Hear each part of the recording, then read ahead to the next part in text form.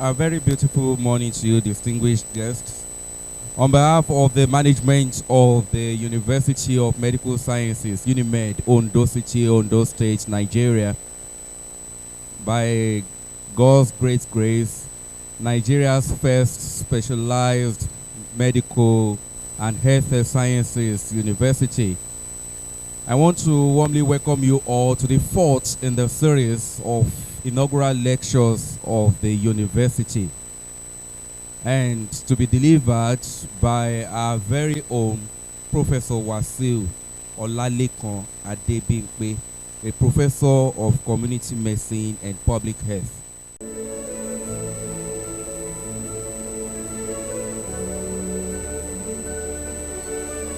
In that procession, we have the registrar of the university, represented by Mr. Ezekiel Adedimpe, the DVC, ACAD of the university, Professor Rose Angela Umuba. Can we please be on our feet now?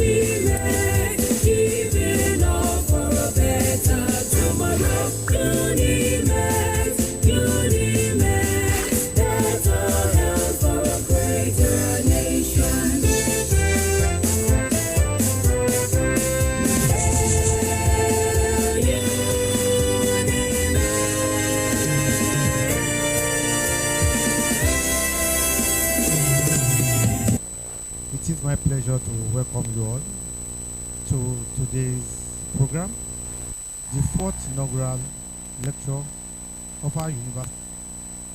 Sciences Ondo, proudly Nigeria's fourth specialized health and medical sciences university.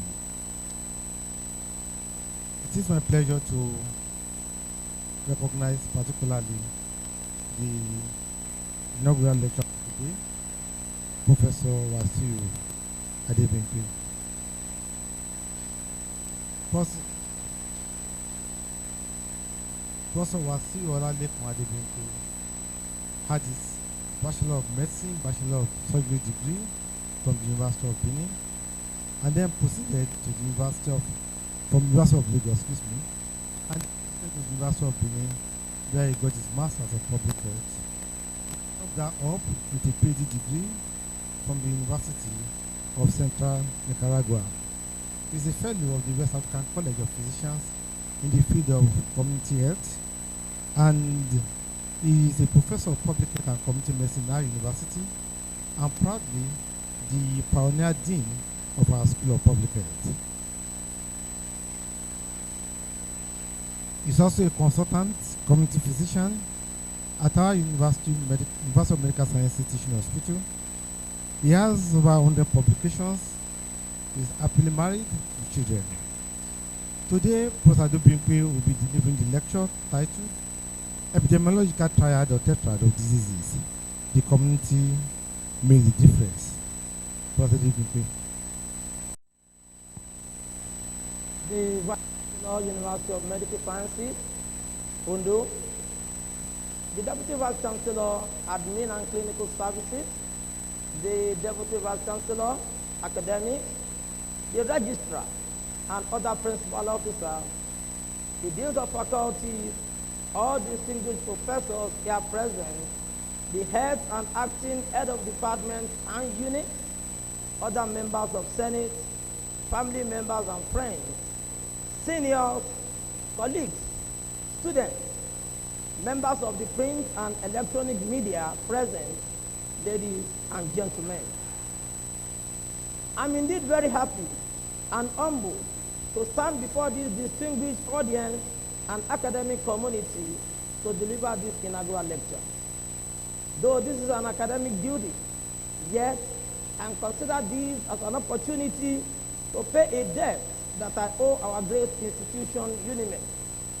I give glory to the Almighty. I sincerely thank the Vice Chancellor for the support and encouragement. I appreciate his prompt approval of the request to deliver this lecture. This is the fourth inaugural lecture of this university, and the first to be delivered by someone from the School of Public Health. This lecture is coming in June, the month that I completed my secondary education, the same month that I completed my university education, the same month that I completed my PhD, and the same month that I commenced my journey into the NGO world. I feel honored today. I dedicate this to my teachers who taught me at one time or the other. An inaugural lecture affords a professor the opportunity to give an account of his area of specialization to the town and gown and address any major issue that is of national concern in a way that will be understood by the audience. It is an opportunity for a professor to tell his story and describe his academic journey. Right from my second year at the medical school in the University of Lagos, I showed interest in my specialty of community medicine. Upon arrival from our first community diagnosis field posting, I realized that the number of health and environmental challenges reported cannot only be resolved by the government.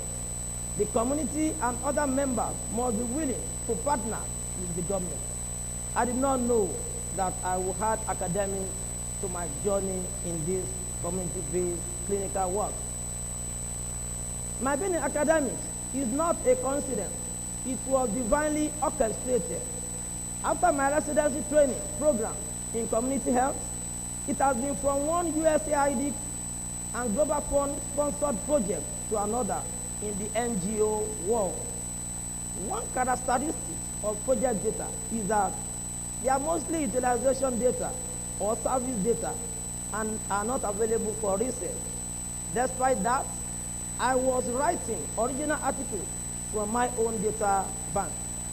At Ostra Hotel in Ikeja, during the National Reproductive Health Technical Working Group meeting, Professor M.C. Asuzu was the first to advise me on the need to have an academic base. About a year later, I met Professor O.A. Fatusi at the Mainland Hotel, where he came to present as a lead consultant on the National Reproductive Health Project. He gave me the same advice that Prof MC Asuzu had earlier given, with reasons on why I needed an academic base. I had to consider it. I'm not sure either of them remembers this event today. I'm happy that I took the advice. The result is part of what we see today. It is by law that I'm serving under the two of them today in UNIMED, with a bias for epidemiology and disease control, and not reproductive health, which is my area of specialization in the NGO world. Mr. Vice Chancellor, sir. My quest for epidemiology was born out of the outcome of our community diagnosis posting, in which 10 diseases and 12 health-related conditions were listed. All the diseases were communicable. Top on the list were malaria, typhoid, measles in children, and diarrhea and upper respiratory tract diseases. At this juncture, I recognize the presence of my research colleagues who have assisted in my inquisitiveness into the field of epidemiology. I've invited them, they are mostly professors, to come and identify to our joint efforts in our various groups and institutions. From the LAUTECH Teaching Hospital, Osogbo-based Public Health Parasitology and Entomology Research Group, led by Professor Adeleke, M.A., the UNIMED Virology Research Team, led by Professor Odimayo, to the ATM, AIDS, Tuberculosis and Malaria Research Group, led by me, which presently exists in 6 Nigerian universities, including UNIMED, and my colleagues at the Central University of Nicaragua, where I had my first PhD, and the prestigious Durban University of South Africa. Hopefully, they are watching this session today. Today's inaugural lecture, titled Epidemiological Triad or Tetrad of Diseases, the Community Makes the Difference, was born out of the curiosity of an epidemiologist in the description of an infectious agent, exploration of the theories behind the cause, and finding a solution to the infectious agent by studying disease determinants and disease deterrence. As this is an inaugural lecture, and I'm aware that you are not to respond, I will debate this issue. Before I throw more light onto epidemiology, prevention, and control of diseases, and the roles of the community, I recognize the mixed audience that I'm addressing. And for that reason, I would like to start by explaining the fundamental theories behind disease causation, how we come about microbes or germs, how they cause diseases, and how they attempt to overwhelm the human race. Theories of disease causation. Vice Chancellor, sir. My desire to defeat germs through community action became stronger few days after the said community-based experience of posting, when I learned that those diseases earlier listed were the leading causes of mortality and morbidity among children and adults. I became more inquisitive about how germs operate and how they defeat human beings and cause death. I stood firmly against majority of the various theories of disease causation. I could not fully dispute the oldest theory of causation of disease, which is the supernatural theory. According to this theory, the supernatural theory, a person develops disease because he or she has sinned against God. Causes of diseases were attributed to the anger of evil spirits and witches. The caregivers then were perhaps the spiritual leaders, traditionalists, and those who can appease the gods. It took me some time to find out that though the explanation on eating the biblical apple may not be enough, yet the theory subsists till today. Kaisi, Fenter and Boone, 2017, in their qualitative study, reported that causes of disease, illnesses were attributed to the handwork of God among their respondents. As a result, many respondents sought spiritual cover from their religious leaders and took spiritual concussions to appease the gods.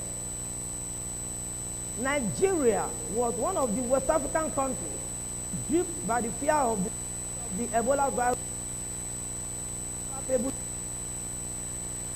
communal activity. In a supporting study during this era, about 3/4 of respondents attributed Ebola to evil spirits and took to bathing with spiritual salt and hot water. Adebimpe 2015. Adebimpe, Akiture, and Olatunji 2014, in a qualitative study of societal stigma and discrimination towards people living with HIV/AIDS, reported that half of the respondents perceived that the public discriminated against them because they were being punished by God for their sinful acts. HIV was reported to have supernatural origin and caused among about half of respondents in a study carried out by Adebimpe 2015. The second theory is the theory of spontaneous generation, in which diseases were believed to have occurred by chance. For the third theory, which is the theory of vital humus, inhaling bad or contaminated air was seen as the cause of diseases, though such beliefs could not be fully explained while propounding it. Diseases like tuberculosis, meningitis, measles, and COVID-19 probably found their roots in this theory. Thus, social distancing, isolation, and quarantine, good coughing habits, and personal hygiene were prominent control measures used against airborne diseases. To demonstrate that this theory subsists till today, isolating the sick and quarantining the suspect was the epidemiological slogan that helped in breaking the chain of transmission of COVID-19.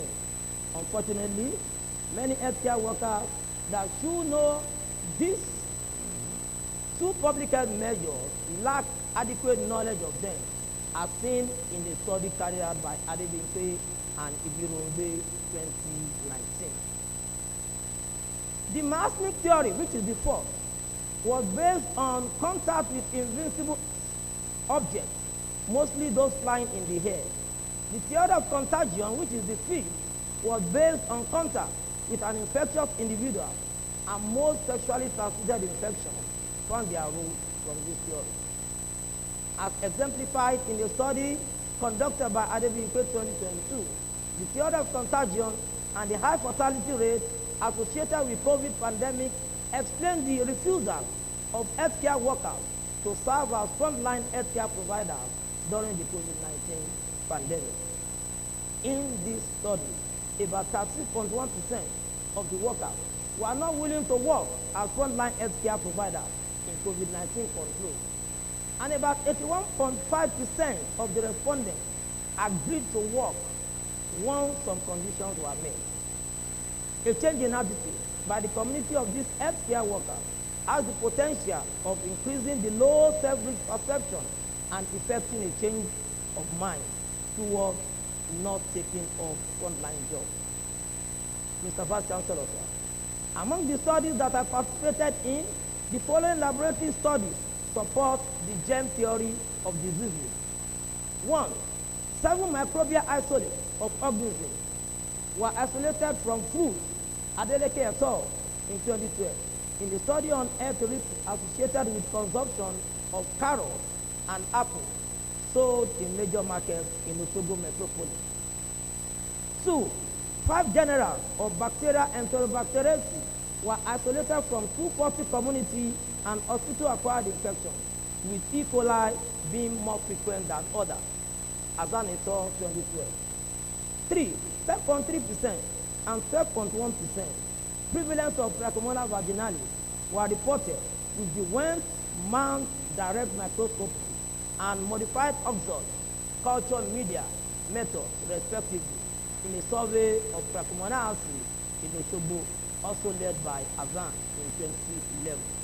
7.1% of respondents having a positive human papilloma virus result, and 92.9% HPV antibody tested negative in a study by Adebimpe and Akoni in 2015. Adebimpe et al. 2020 aimed to isolate and determine microbial load of local fried plantain, popularly known as dodoipiri, using standard microbiological procedures.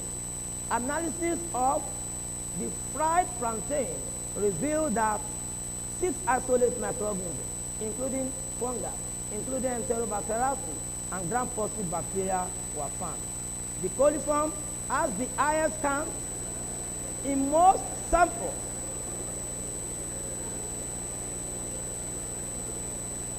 The further the products used from the source of production, the higher the contamination. This study concluded that fried plantain, popularly known as dodoipiri, could pose a risk to Nigerian people due to high microbial load or contamination. The latest of the theories of disease causation is the epidemiological trial theory, ETT. It is an improvement on the germ theory as it extended the theory to the many factors in man and his environment that may determine or deter the occurrence of a disease.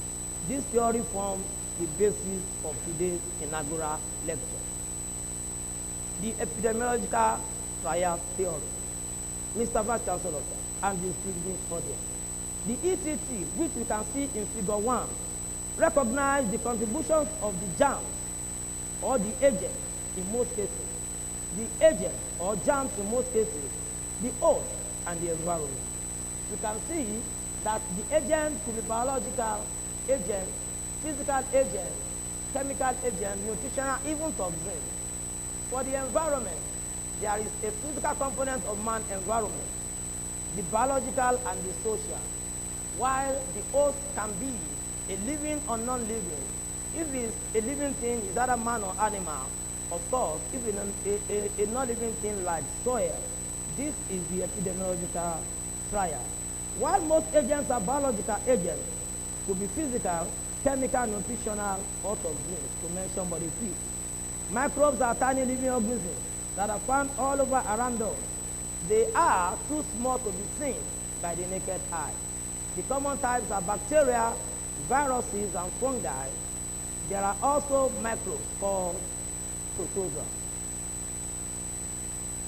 Having understood the target of germ, which is to kill man, one question that came to my mind is, will germs always win against humans, as evidenced by mortality and morbidity statistics among man? If yes, why? To explain this can be likened to a survival of the fittest, in which case one is trying to outsmart the other. Some of the ways microbes adapt to the environment are: 1, replication; 2, living or hiding in a reservoir; 3, mutation; 4, exhibition of properties such as infectivity, pathogenicity, and virulence properties. Those are microbial adaptations. The following studies further support the biological agent components of the epidemiology. 1, an overall prevalence of 73.5 and 26.3 for both schistosomiasis hematobium and schistosomiasis maternal infection respectively, and 78.1 old infection in a study carried out by Nassar, Adebimpe, and Adebimpe in 2013. Co-infection of hepatitis B is number 2, in which 6.2% respondents were reactive to hepatitis B, 2.3 were reactive to hepatitis C, while 1.6% show co-infection to both viruses in the study carried out by Adebimpe in 20. I have no doubt about the existence of these microorganisms. I'm not trying to reinvent the wheel about disease etiology. Rather, epidemiologists confirm their presence as well as associated factors in disease transmission. I'm optimistic because man is not folding his arms. He develops chemotherapeutic agents, chemoprophylactic agents, and vaccination agents. Distinguished audience, I have documented here some studies in which I was directly involved that showcase the host factor and that demonstrate that man does not fold our arms, but takes counter-offensive steps against microaggression. 1. Adebimpe, Faremi, and Nassar, 2015. In a study on serum along the IDI, this finding of a serum MDA level in TB patients on drugs compared to new TB patients who are not on drugs suggested a reduction in the level of free radical injury.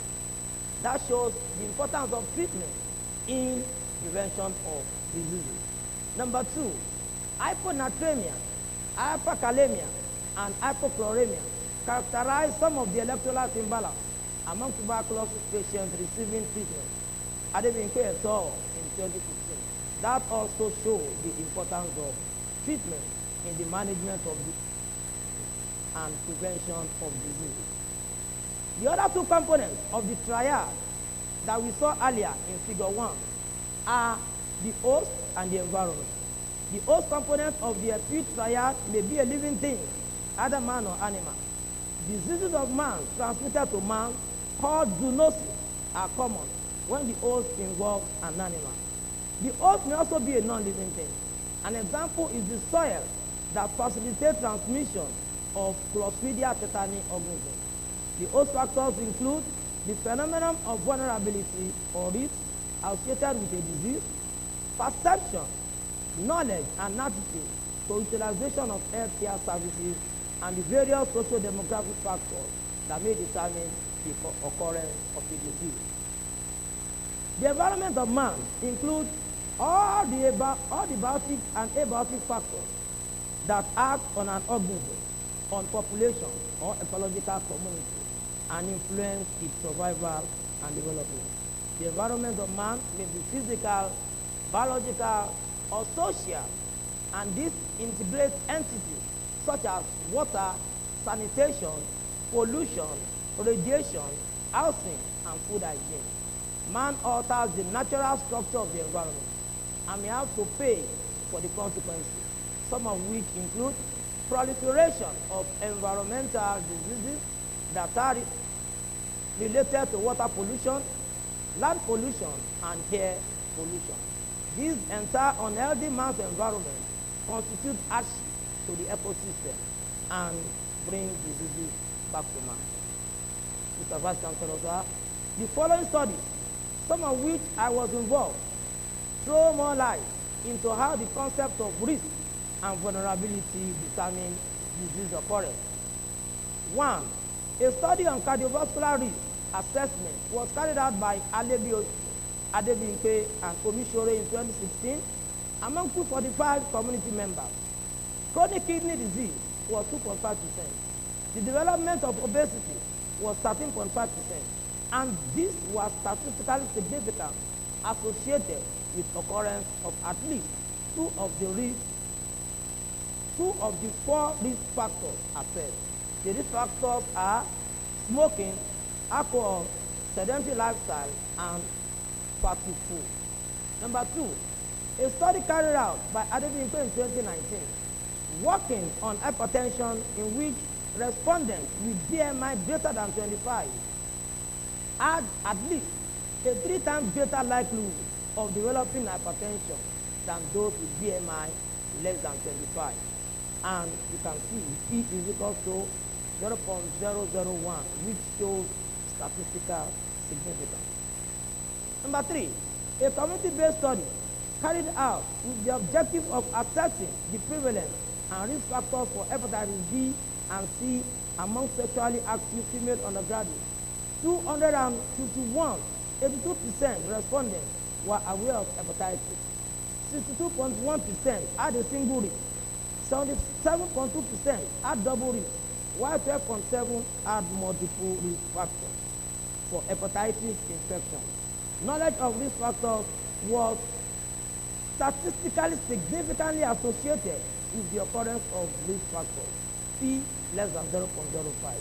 The occurrence of multiple risk factors was 7 and 11 times more likely to be a predictor of P and C respectively, and that is a study carried out by Adebimpe et al.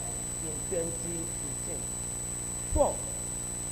In another study on human papillomavirus, Adebimpe and Akoni 2015, in which sexual risk score was high among 29% of respondents, respondents with high-risk sexual score were 3.5 times more likely to have positive HPV results compared to those with lower risk score. For awareness, some level of high sexual risk behavior and no record of HPV vaccination characterize the women's study. Their behavior change towards the disease, the screening of the disease, and adoption of safe sexual practices to make a difference in disease epidemiology. According to ETT, the EPID triad theory, it is an interaction of these three components mentioned above that cause diseases in man or animal. Thus, Salmonella organism may cause typhoid fever in man in the presence of poor sanitary facilities. The Plasmodium organism will also cause malaria in man in the presence of a bushy environment.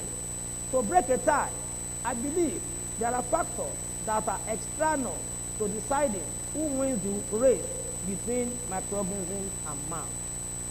In 2017, I made a presentation at an annual workshop organized by the African Academy of Public Health in Durban, South Africa, where I posited that there is a fourth component of the EPID triad theory of disease causation. A lecturing job for 5 years was all I got after a convincing explanation. As an epidemiologist, the major research question about my work is not only to search for infectious disease that play a role in disease afflicting man, but to also identify factors that could militate against their occurrence through prevention and control.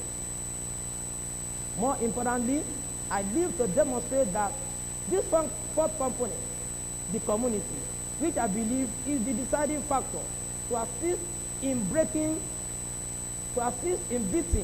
microbes at their game. The fourth component is the basis of today's inaugural lecture. In epidemiology, diseases are described in relation to the community, who is affected, where they were when affected, and when they were affected. The community. Mr. Vice Chancellor, sir, two important groups that can shape the trend of germs infecting man in the presence of a favorable to germs environment, and which can make a difference in disease prevention and control, are the general population and the community of healthcare workers. The major role of community participation in disease control is to strengthen disease surveillance through any means and response to gaps and recommendations emanating from studies. The importance of community participation and the different engagement models assisted Nigeria in acute flaccid paralysis surveillance for poliomyelitis. The HIV and COVID-19 pandemic would have caused more damage if communities had not responded to prevention strategies and changed some of their behavior. The earlier we target all diseases of public health importance for eradication, while strengthening surveillance and community action, the better for us. Some of the ways in which communities can bring about such changes include health education and promotion, behavioral change and risk communication, frequent washing of hands with soap and water, drinking safe water and adopting sanitation, good environmental hygiene, vaccination, eating adequate nutrition that could boost immunity against microorganisms, preparing food safely, practice of safe sex, control of vectors, adoption of universal precaution measures by health workers, reducing risk of non-communicable diseases, including avoidance of alcohol, smoking, fat and junk food, obesity, and sedentary lifestyle. Community makes the difference. As an epidemiologist, I studied prevalence rates, disease distribution and determinants. My research in the last 2 decades pointed to the fact that the community must take appropriate action to assist man in breaking the chain of transmission of any disease caused by microorganisms. This could be in terms of movement towards acquiring more knowledge about the disease, changing risk perception, adopting a better attitude, and practicing preventive measures. So we can see in figure 2, there is an epidemiological tetrad of disease instead of a triad. The triad is there, but there's a difference, which is the community, and that is where the difference lies between epidemiological triad and epidemiological tetrad of diseases. Below are a few studies selected to support my proposition that the community is the fourth component of an triad, which is in figure 2. 1. A study on COVID-19 post-pandemic, Olugbenga Bello et al. In 2022, among community dwellers revealed high awareness and knowledge, but overall risk perception was poor, which is 44.6%, and preventive practice was even poorer. In this case, the community needs to intervene and change its risk perception. Number 2, in a study to monitor food handlers under the homegrown school feeding program in Osun State, Bamidele et al. In 2015, only 31.5% of the respondents maintained a good level of hygiene in their practice.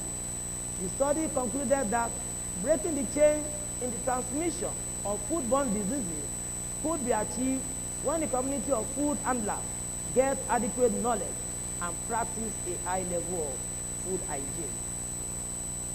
A study carried out by Adebimpe, Adabanija, and Ibirongbe in 2018 assessed 340 healthcare workers' practice of prevention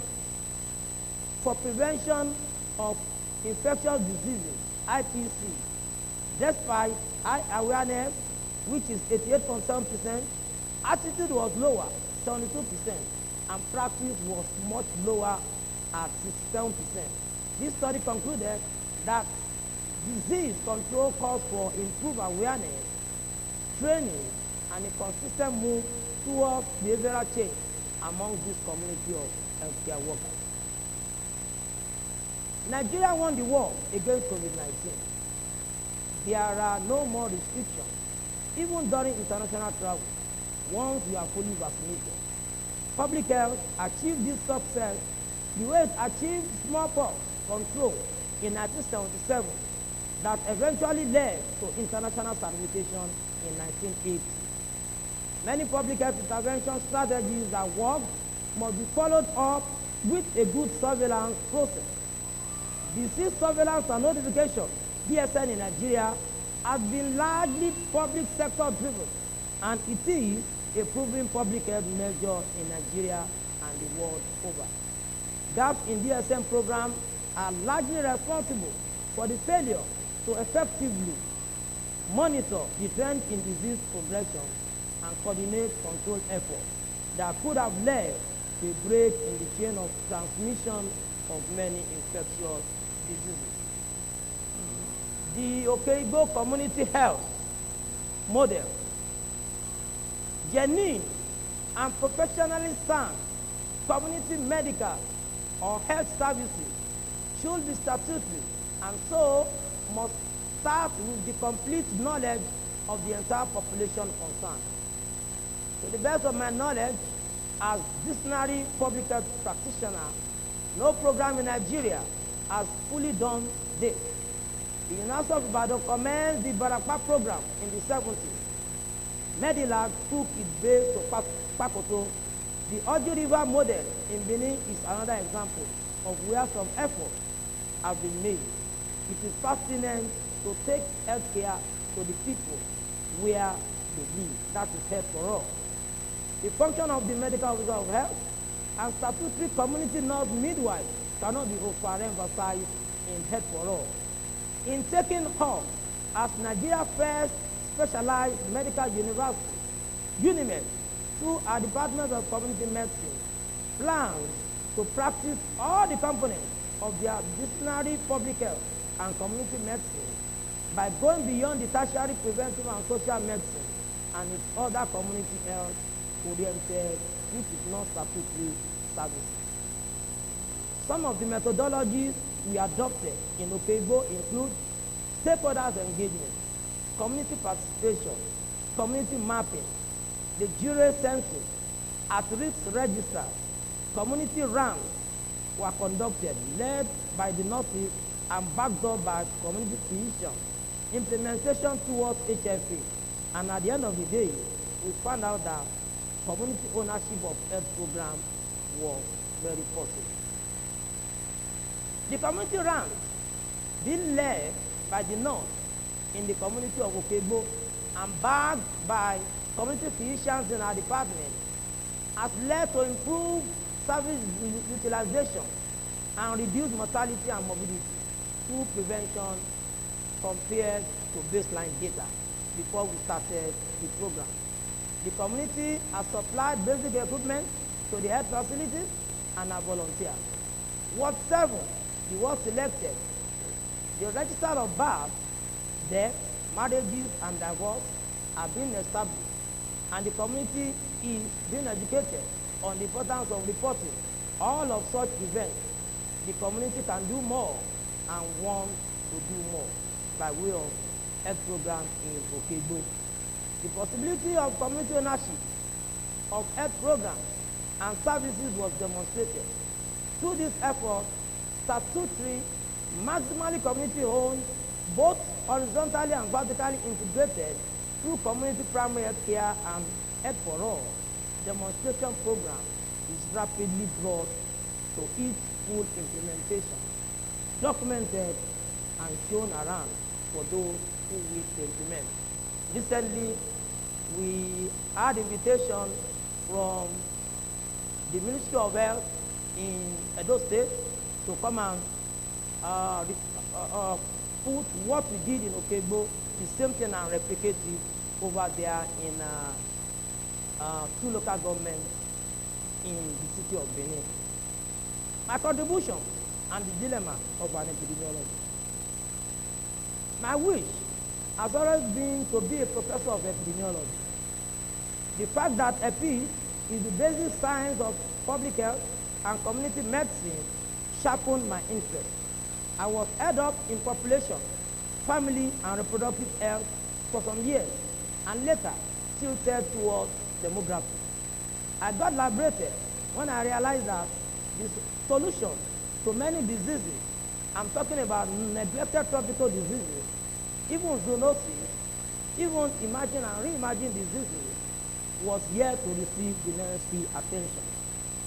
That led to my establishment of 8 tuberculosis research group in 2015, and this research group is presently in some top universities in Nigeria, another university in Nicaragua, and recently we began collaboration with a research group based in the University of Liverpool, working on vaccine preventable diseases and logistics in Nigeria and Ethiopia.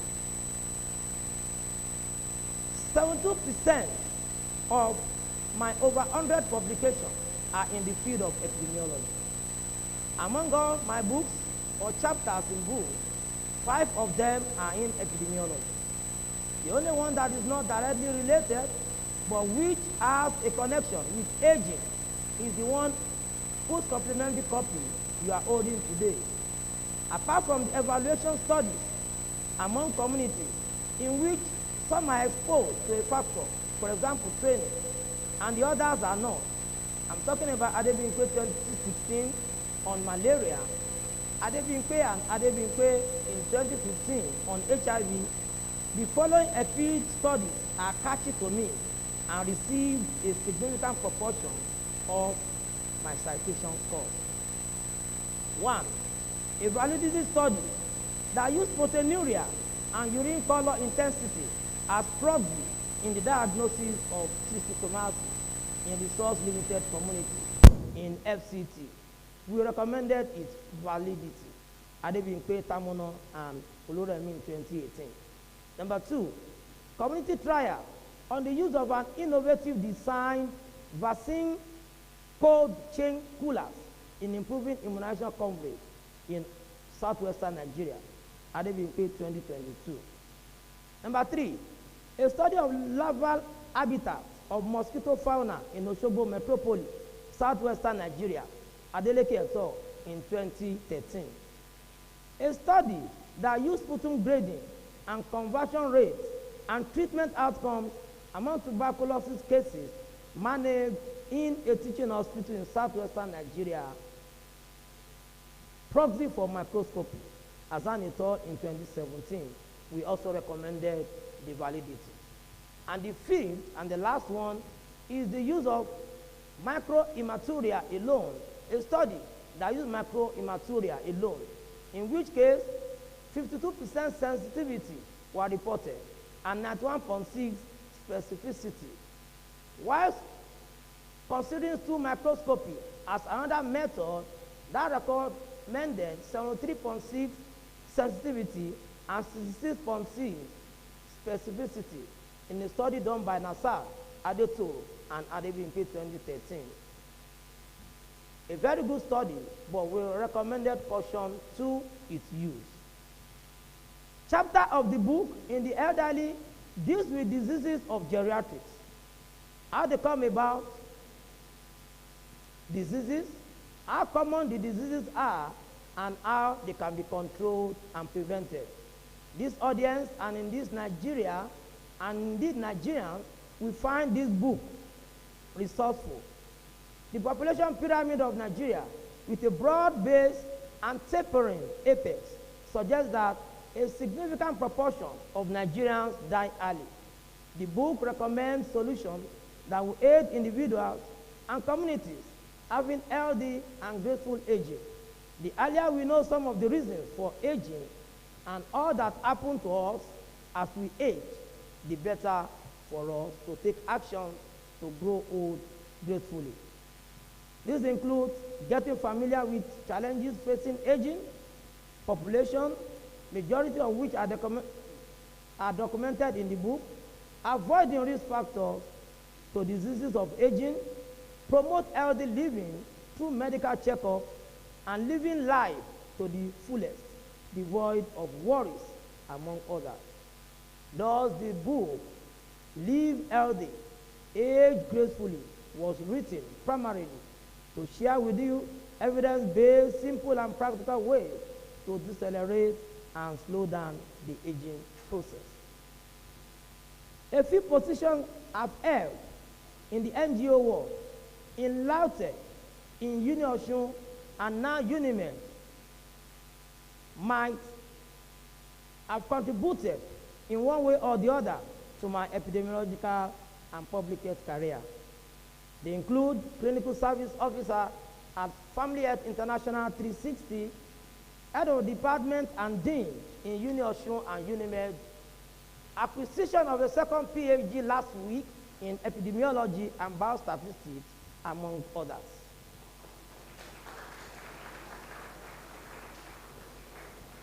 Perhaps an outstanding contribution came from an innovative study conducted with TED Fund support. Grant number Uniosun, TED Fund 14008. Despite availability of the traditional vaccine carrier box, maintenance of cold chain during house-to-house immunization, especially when reaching rural, remote, and hard-to-reach areas, has been a major challenge.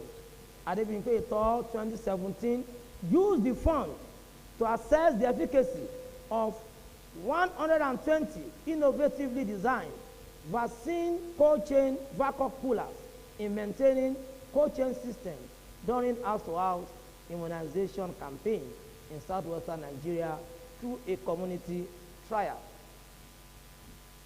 The vacuum flask, we actually christened the flask vacuum flask.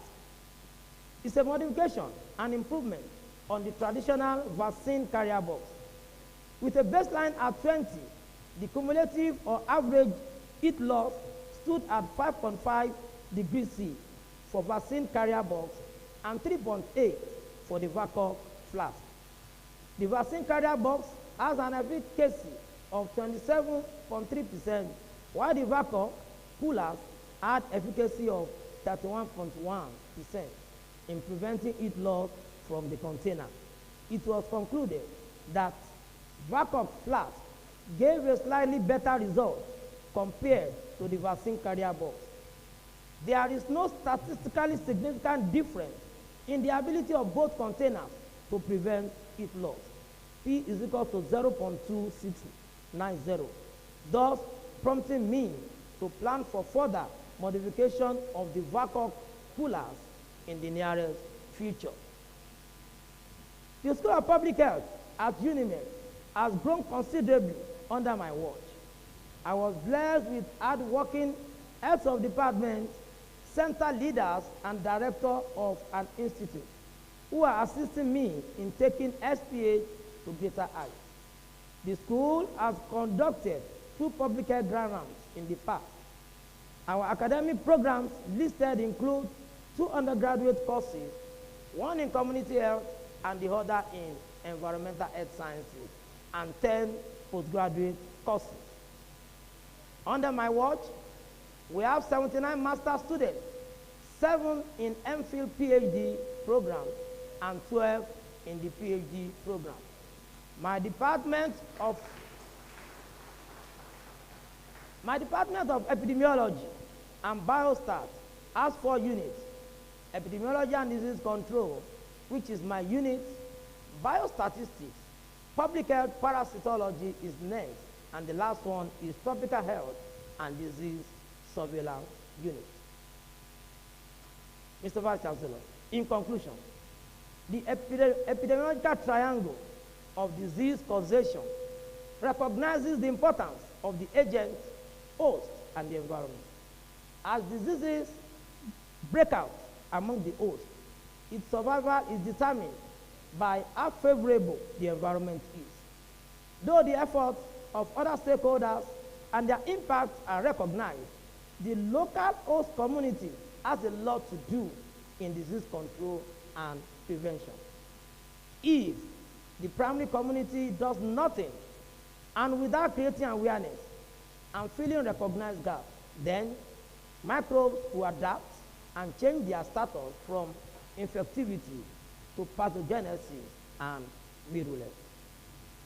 The efforts of the local community are thus a determinant of the occurrence of an epidemic or otherwise. They are also the basis of a communal preparedness for epidemic control. The rhythm thus becomes completed as an epidemic rectangle.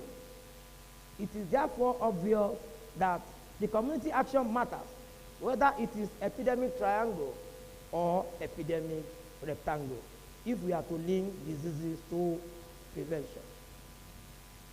Acknowledgement. God Almighty used many human agents to shape my life. I cannot mention all of them, but I will try. I wish to thank all who are at this gathering. Thank you very much. Our great UNIMED community and UNIMED teaching hospital community, I thank you, and all who travel from far and near. I thank the council of the university, the vice chancellor, and the management of this university for giving the approval to deliver this lecture and for gracing this occasion. I sincerely appreciate all my students, undergraduate, postgraduate, BSc conversion. I sincerely appreciate you all, most especially those who are present today. I express my gratitude to some personalities, the Kabiyesis and rulers of great kingdoms and communities, the Okegbo, Ilie in Olonda local government area of Osun State, and Ilututun. It took me a long time to convince the traditional rulers and political circles that UNIMED inaugural lecture is a purely form-free academic exercise.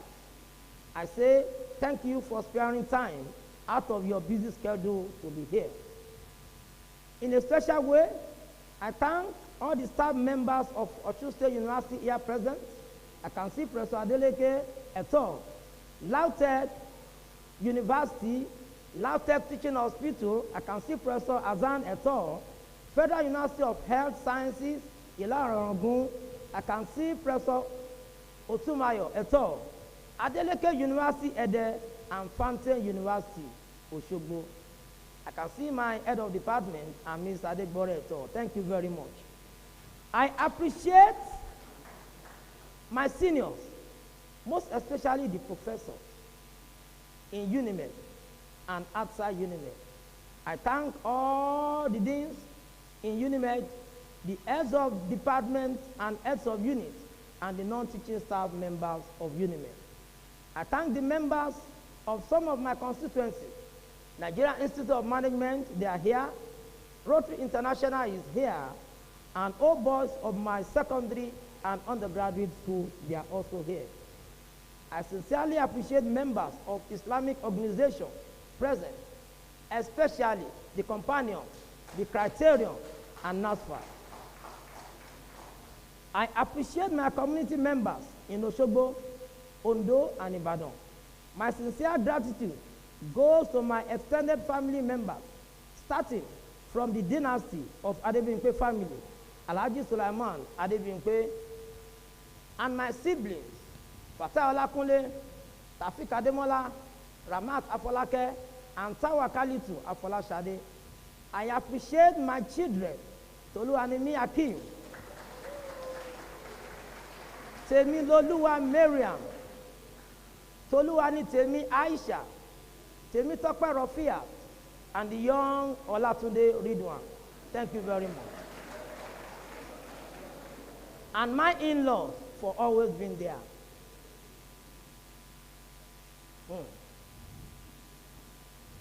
I dedicate the success of today to my late parents, my loving mother and my loving father. I dedicate the success of today to my loving late mother, then to my loving late mother, and then to my loving late father. I mention my late mother twice, not because I did not love my late father, but it is scriptural. I cannot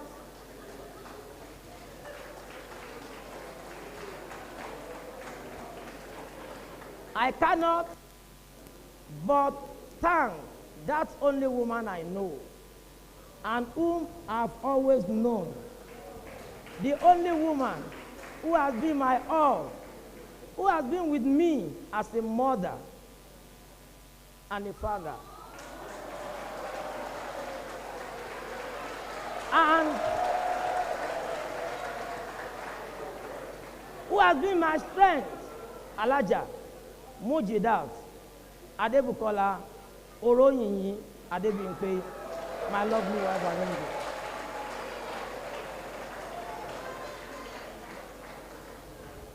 Dear members of this academic community and audience, if all I preach over the years is for the communities to put in all the needed efforts that will bring about the desired differences towards addressing community health problems, I believe I've made a landmark. Today is also unique because the person I love most left this world on June 8th in 632 AD, leaving behind the book of life with the people. I am concluding in a manner similar to his. Is simply that I know and believe that one day the defeat of microorganisms is imminent. Then I'm fulfilled, and I can say to my Creator, be my witness, O God, that I've delivered the message you sent me to your people. Thank you very much for listening.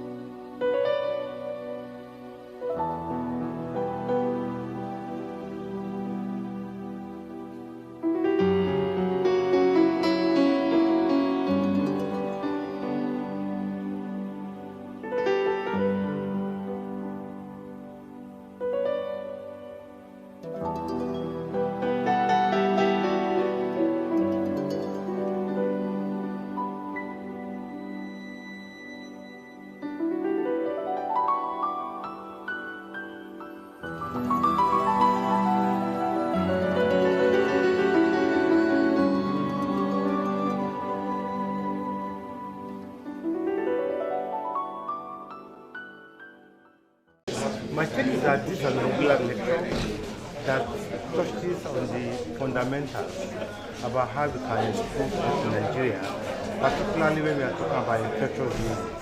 We are talking about jab. And one key lesson that came from this is that the community makes the difference. What we do as a community, either we are talking about community as people who are living in an area, or we are talking about community as who are practicing certain acts. For example, we talk about people who are working with food, who are frying food, and now some of the food gets infected. Or we are even talking about community as a community of health workers, that what we do as community will eventually decide the result we get as a community. So, communities must be empowered, they must be educated, they must be supported, they must be helped to do appropriate things to different corporate actions, and that's the mechanism that we have in our environment. The causation of diseases, it has always been a triangle. Germs, mostly microorganisms, affecting man and causing disease in the presence of the poor environment. But see, germs killing man and making man sick. Is there anything that can be done? It depends on what the community can do to assist themselves locally.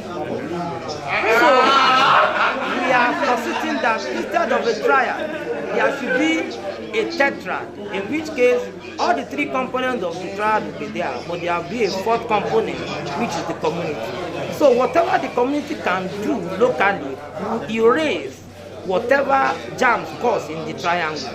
By the time it erases it and disease is no more a problem, then what we are going to have is health, which is the opposite of disease. Like I said, there are many things that man can do: seeking knowledge, health education, health promotion, eating good food, washing hands, control of vectors, avoiding non-communicable disease risk factors like alcohol, smoking, sedentary lifestyle when you don't do anything, and junk food, fatty food, and so on and so forth. We are talking about how we skip the triangle and go to health.